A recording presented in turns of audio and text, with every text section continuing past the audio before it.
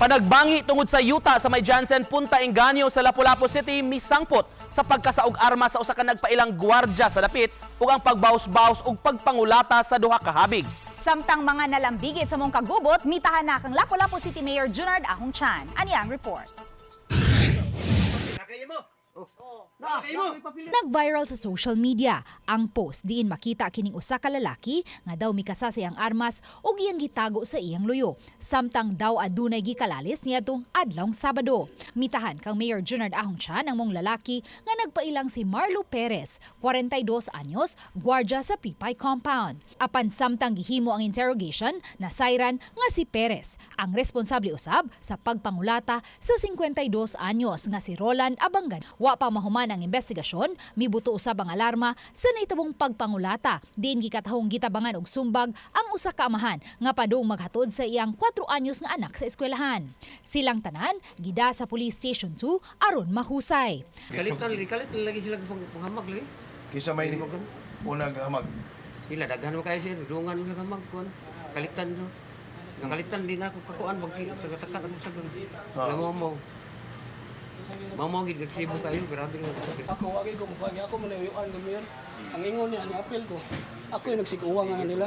Gidasunan usab kini sa gwardyang si Marlo Perez, kinsa mitataw nga siya lang ang mikulata kang Roland, kinsa gipasangilan niyang nang hara sa kauban niyang gwardya, samtang ang managsuong Jemar ug Rodolfo Pagubo, kinsa nakuhaan sa video nga mo'y mitabang pagkulata kang Jericho Polvera miangkon hinuon sa salaod. Nadakos ka init na mga to nakasumbag sa kong kapil.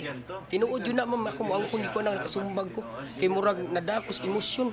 Kung nakasama, ay lang kung pasaylo nila kay sa hitabo na mo gabi hanto nagbuntag wa sa katong kangungon siyang naong na diha kanang naguba iyang naong sa kulata.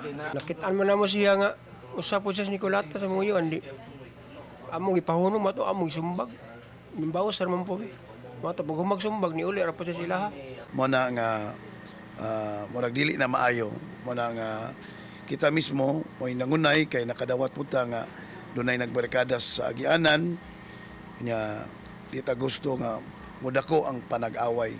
Gipasabot ni Police Lieutenant Colonel Christian Torres nga walay makonsiderar nga arestado sa mga nalambigit apan pareho kining pasakaan og kaso ubos sa regular filing. Samtang ang nagpailang gwardya nga nakuha og video nga daw may gikasa nga armas, miangkon usab sa iyang nabuhat apan mitataw nga usa lang kadto ka toygan. Ang katong toygan nga akong gikasa. Ko ayo mao gitaguan ako para dili kuan nga makahalata siya ba nga toygan to siya mamba. Pero ang 3-8 nga issue na mo sa agency nara sa ko ang bag. Wa mo toy bala kay ganban biaron. Toygan gito siya ma'am akong gihana. Once ang toygan gigamit siya sa commission of crime, makonsidered gyapon nga makonsummate gyapon ang crime. Though toygan to siya, pero gigamit mo siya sa threat.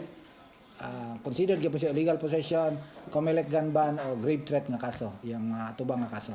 Uban ni Marlon Malgazo, Luan Merondina, GMA Regional TV Live.